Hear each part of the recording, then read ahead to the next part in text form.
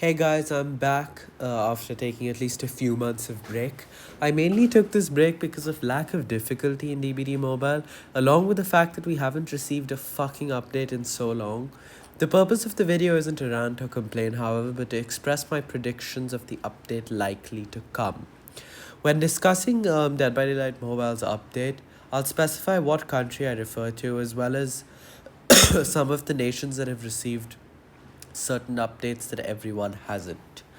Currently, DBD NetEase isn't out in India, and I live in India, so I don't really have access to DBD NetEase, and I guess I didn't pre-register or whatever that thing is. Like, there's a way you could probably play the beta using VPNs or other services, but I haven't done that yet. I believe it's out in other southern eastern nations, southern eastern Asian nations like Thailand or Japan, but not India. So far, for anyone curious about the next update, in your country, if the NetEase version of DBD isn't out, like on the Play Store or the App Store, that'll first be released. So that'll be your next update, right? So for example, in India, because we don't have NetEase yet, our next update is not going to be any new content or new killer. It's probably going to be DBD NetEase. And at least from what I've seen, heard, like, you can see a few seconds of gameplay here.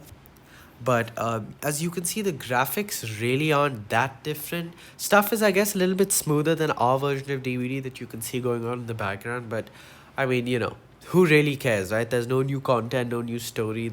There'll probably be like the Rift and other things that are on DBD PC. But the main audience that plays DBD Mobile mainly cares about content, right? That's what helps your player retention. And I mean, we're not going to get that with our next update, right? But for countries without NetEase, now this is where for countries with NetEase, I mean, this is where it gets interesting, right? Because you already have NetEase, you're probably going to receive new content. Now, to rule out new content, we can first rule out Resident Evil, as we've already received the perks that already signifies that it'll take a long time even if we get Nemesis. Um, so the similar situation happened with Freddy, right? Where we had already gotten his perks like Remember Me and stuff with different logos, and then we received Freddy much later. So I'd rule out Nemesis as the possible update after NetEase. We'll most likely either get Sadako, the Blight, or Deathslinger, and there isn't much hype behind Deathslinger or the Blight, and there haven't been any leaks on that. So my personal prediction would be Sadako, because I mean, Sadako's come to PC and there is some hype behind having such an iconic horror character. Blight and Deathslinger are both DBD PC characters, original characters, hence, I mean, won't really draw any new audience. So yeah, guys, basically my prediction is Sadako after receiving NetEase in countries where NetEase isn't already there. And in countries that already do have NetEase, you probably just receive Sadako as an update around the same time we receive NetEase, right?